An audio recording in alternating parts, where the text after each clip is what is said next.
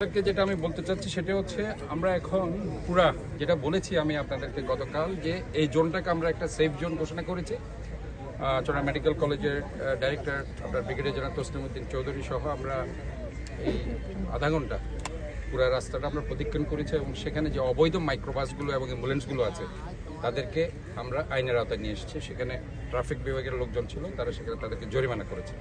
এভাবে আমাদের মনিটরিং চলতে থাকবে, কোনো অ্যাম্বুলেন্স রাস্তায় আমরা থাকতে দিব না এবং সেটা ইভেন ভ্রাম্যমান কোনো ডাবের দোকান কিংবা অন্য দোকান আমরা সেখানে থাকতে দিব না। আমরা ইতিমধ্যেই পুরো ফুটপাথটা আপনারা সেই অলিখা মসজিদের পাশে যে আমাদের মেডিকেলের স্টাফদের কোয়ার্টার আছে সেই কোয়ার্টারের যে ফুটপাথ থেকে শুরু করে প্রবর্তক পর্যন্ত পুরাটাই সৌন্দর্যবর্ধন করা হবে, গ্রিল দিয়ে সেটার আপনার ফুটপাথটাকে আপনার প্রিভেন্ট করা হবে এবং পাশাপাশি সেখানে ফুলের টপ দেওয়া হবে এবং ওয়ালগুলোকে সেখানে সৌন্দর্য বর্ধন করা হবে। আমি যারা সেখানে গ্রাফিতি অঙ্কন করছে তাদেরকে বলবো তারাও যাতে সেখানে থাকে, আমরা যাতে রং করার সময় সৌন্দর্য বর্ধন করার সময় তারা সেই গ্রাফিতিগুলো দৃষ্টিনন্দনভাবে তারা সেটা আঁকতে পারে এবং সেটা নিয়ে যাতে কোনো ভুল বোঝাবুঝির সৃষ্টি না হয়। আমরা চাই যে মেডিকেল এরিয়াটাকে একটু সুন্দরভাবে সাজানোর জন্য, কারণ মেডিকেল হসপিটালে এসে যাতে কোনো রোগী সে প্রথম দর্শনে যাতে সে সুস্থ হতে পারে, কারণ এখানে এসে যদি সে উল্টো অসুস্থ হয়ে যায় তাহলে এই পরিবেশটা আমরা চাই না। এই জন্যই আমরা পুরো জোনটাকে ক্লিন করতে চাই এবং আপনাদের একটা সুখবর আমরা দিতে চাই যে তাদের জন্য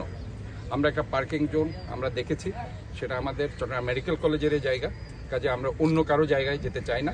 সেখানে 50 থেকে 60টা 70টা গাড়ি সেখানে স্থান সংকলন হবে। আমাদের একটা পরিত্যক্ত মাঠ সেখানে রয়ে গেছে যেটা কেউ ইউজ করে না, ঝোপঝাড় হয়ে গেছে, সেটাকে আমরা তাদের পার্কিংয়ের জন্য আপাতত করে দিচ্ছি অস্থায়ীভাবে এবং শুধুমাত্র তাদের আগের যে পার্কিং জোন পপুলার ডায়াগনস্টিকের পাশে সেখানে শুধুমাত্র 5-6টা তাদের থাকবে এবং সেখানে তাদের অস্থায়ী অফিসটাও এক সাইডে থাকবে, বাট কমপ্লিট গাড়িগুলো সেখানে থাকবে। এর বাইরে যদি কোনো গাড়ি রাস্তায় থাকে সেখানে তাদের বিরুদ্ধে আইনগত ব্যবস্থা নেওয়া হবে।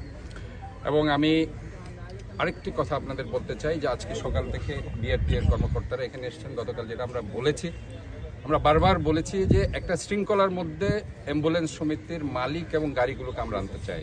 এই জন্যই আজকে সমস্ত গাড়িগুলো আপনারা এখানে মাঠে দেখতে পাচ্ছেন। গতকাল আমরা যেটা বলেছি, this the first time the history in Chittagong medical college as well as the Chittagong যে তাদের গাড়িগুলোকে টেস্ট করা হচ্ছে। আগে কখনো এই ধরনের উদ্যোগ কখনো নেওয়া হয়নি। আমরা চাই যে এখান থেকে যারা লাশবাহী গাড়িগুলো নিয়ে যাবে, ইভেন যারা রোগীগুলো সেখানে এখান থেকে বিভিন্ন জায়গায় যাবে, তারা যাতে কমফোর্টেবলি সেখানে যেতে, প্রতিমধ্যে এই গাড়িগুলো যাতে কোনো অ্যাক্সিডেন্টের সম্মুখীন না হয়, অথবা প্রতিমধ্যে তারা যে ফ্যাসিলিটিসগুলো দরকার সেই ফ্যাসিলিটিসগুলো যদি তারা না পায় তাহলে সেক্ষেত্রে আমরা বিআরটি এর